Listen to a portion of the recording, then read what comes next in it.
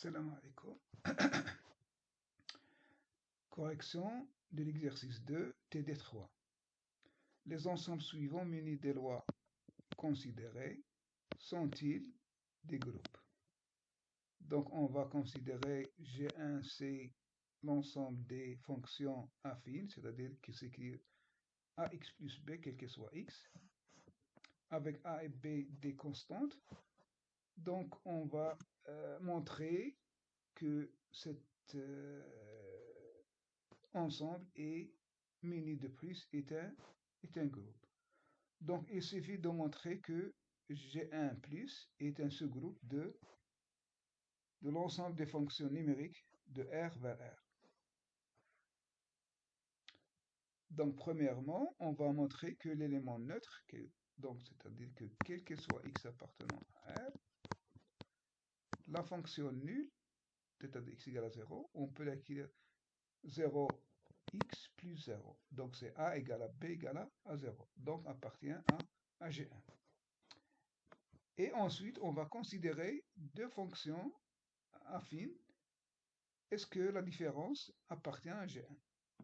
Donc, quel que soit x appartenant à R, on a f de x moins g de x. Je remplace f de x par sa valeur, c'est ax plus b. Et g de x, c'est a' x plus b'.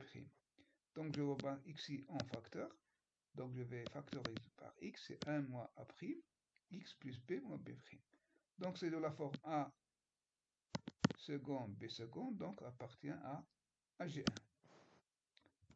Par contre, l'ensemble, donc l'ensemble 2, donc passons à C.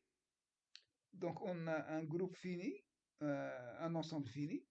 Donc je vais, pour F1, c'est l'identité dans R. C'est-à-dire quel que soit x, on a F1 de x égale à x.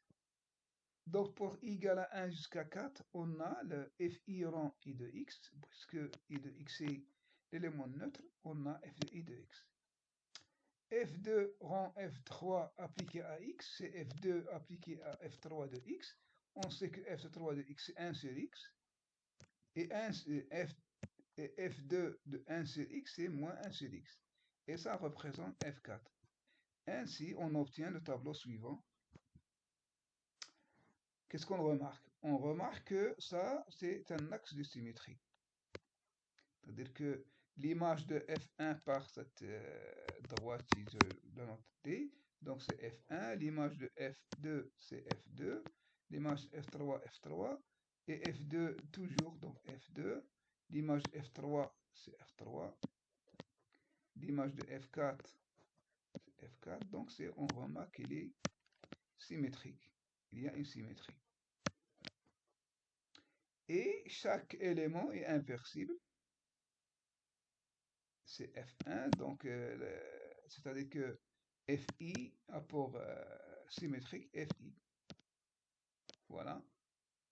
Et on remarque que, puisque cette table admet un axe de symétrie, la première diagonale, donc on a cette loi, elle est commutative. Donc on peut aisément vérifier qu'elle est commutative et elle est associative. Et que F1, c'est l'élément neutre. Conclusion. Donc, c'est bien un groupe abélien. Par contre, le G2, c'est l'ensemble des fonctions croissantes dans R. Donc, le G2 mini plus n'est pas un groupe. Contre-exemple, je donne f de x égale à x3 et g de x égale à 2x3. Sont des éléments de G1, 2, donc ils sont croissantes parce que la dérivée égale à x carré est positive, donc ils sont croissantes les deux. Mais f de x moins g de x moins x au cube qui est décroissante. Voilà. Exercice 3, partie 1.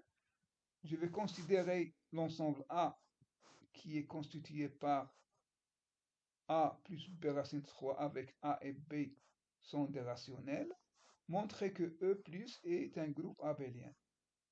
Donc la première remarque, que cette partie-là est constituée par des réels, donc c'est inclus dans R. Donc pour montrer E plus est un groupe, il suffit de montrer que c'est un sous-groupe de R. Donc on va vérifier les deux conditions. L'élément neutre appartient. Il suffit de prendre A égale à B égale à appartient à Q. Et je prends deux éléments X, Y et je vais montrer que leurs différences appartiennent à eux. Donc je vais remplacer X, Y, j'obtiens ça. Donc, donc A moins C, voilà. Et racine de 3 en facteur, c'est B moins D racine de 3. On sait que Q est un sous-groupe de R, donc A moins C appartient à Q. De même, B moins D appartient à Q, donc ce nombre-là appartient bien à E. Voilà. Comme R plus est un groupe abélien, donc E l'est aussi. Passons à la question 2. Montrer que E plus multiplié est un anneau commutatif. Donc, même remarque, il suffit de montrer que E plus multiplié est un anneau, sous-anneau de R plus multiplié.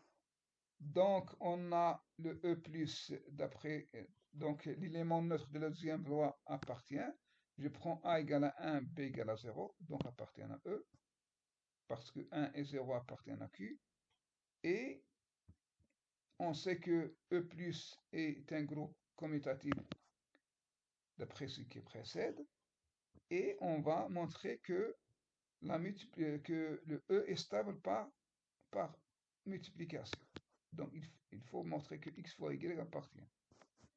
Donc je vais remplacer x, y par sa valeur et on va effectuer les calculs. J'obtiens ça appartient à Q parce qu'on a Q c'est un anneau. Et de même ça AD plus BC appartient à Q. Donc cet élément-là est bien dans E. Donc comme la loi multiplié commutatif dans R, alors E plus multiplié est un anneau commutatif. La question 3, je prends ou bien je considère H A plus B racine 3 avec les AB appartiennent à Z. Et je vais l'application n de x, c'est a carré moins 3b carré. Avec x c'est quoi? C'est un élément de E. C'est a plus b racine 3. Montrer que tout élément x, y appartient à E, on a n de x égale n de x fois n de y. Voilà. Donc je vais calculer le n de x fois n de y.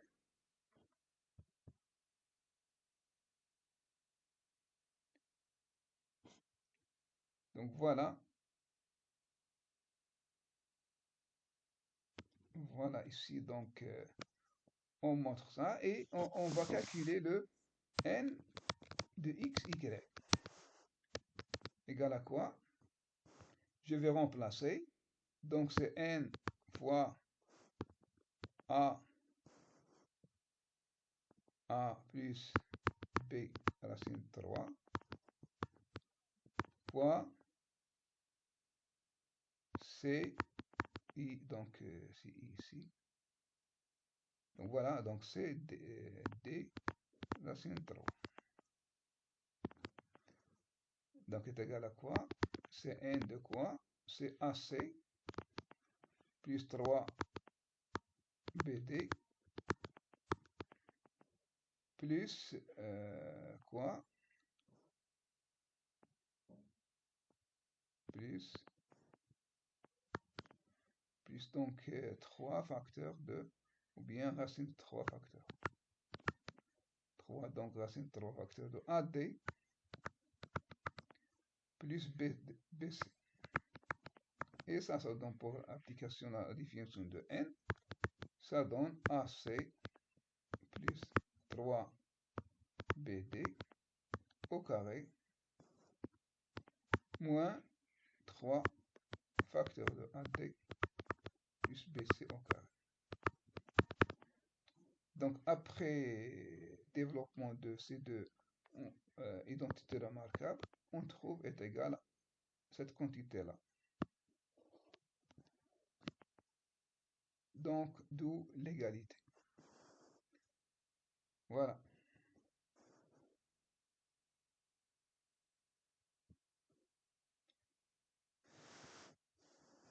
Voilà. Montrer que tout élément x de h est inversible si seulement si n de x égale à plus ou moins 1. Donc, le sens direct, si x est inversible, donc il existe un y appartenant à E tel que leur produit égale à 1. On va composer par n de x, on obtient n de x égale n de 1 et n de 1 c'est 1. Donc n est une application de E dans Z.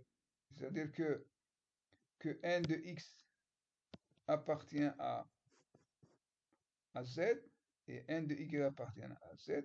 Donc le seul élément qui est inversible, c'est 1 ou plus moins 1. Donc on aura n de x égale à n de y, ou bien n de x égale à n de y égale à moins 1. D'accord? Réciproquement, soit x égale à a plus b racine 3, tel que n de x égale à 1. Donc a carré moins 3b carré égale à 1. Par suite, on aura, donc c'est une identité remarquable ici, c'est a plus b racine de 3 fois a moins b racine de 3 est égal à 1. C'est-à-dire que x il est inversible, ça c'est x, et l'inverse c'est, ça c'est l'inverse de a moins b racine de 3. D'où, de même pour si n de x égale à moins 1. Donc, si n de x égale à moins 1, on démontre aussi que x est inversible, et son inverse c'est moins a plus b racine de 3.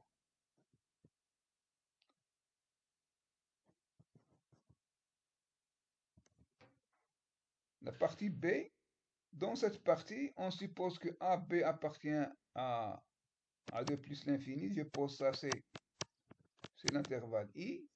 On définit la loi de composition interétoile par A étoile B, c'est A moins B fois B moins 2 plus 2. On considère la fonction définie de R plus multiplié R plus étoile vers I, cet intervalle-là, la bijection. Donc, on a 2x plus 1 sur x égale à y. Donc, on a 1 sur x plus 2 égale à y. Voilà, donc. Et puisque y appartient à l'intervalle y, I, c'est-à-dire que y moins 2 est différent de 0. Donc, je peux calculer l'inverse de y moins 2. Donc, on aura le x égale 1 sur y moins 2. Puisque y moins 2 est différent de 0, donc son inverse existe, il est unique. C'est-à-dire que x existe et est unique. Pour f morphisme, donc je vais calculer le fx étoile f de y en appliquant la définition de étoile. On aura cette expression-là. Donc après calcul, on aura 1 sur x plus y plus 2, ce qui définit l'image de x, y par f. Donc c'est un isomorphisme. Déduire la structure de I étoile.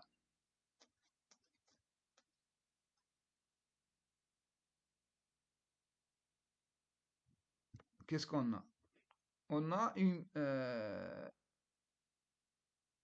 R étoile plus multiplié est un groupe commutatif et F isomorphisme, c'est-à-dire que le I étoile est bien un groupe abélien. L'inverse de X, de la loi étoile. Donc on va utiliser le fait Y appartient à U, alors il existe un X appartient à étoile, tel que f de X égale à Y. Par suite, on a Y moins 1, c'est quoi? C'est f de X tout moins 1, parce que Y c'est f de X. Comme f est un isomorphisme, je peux faire entrer le moins 1 ici. Donc f de x moins 1, par définition, c'est 2 plus 1 sur x, c'est 2 plus x. D'accord? On aura l'expression de y moins 1. Voilà l'inverse. J'arrête là.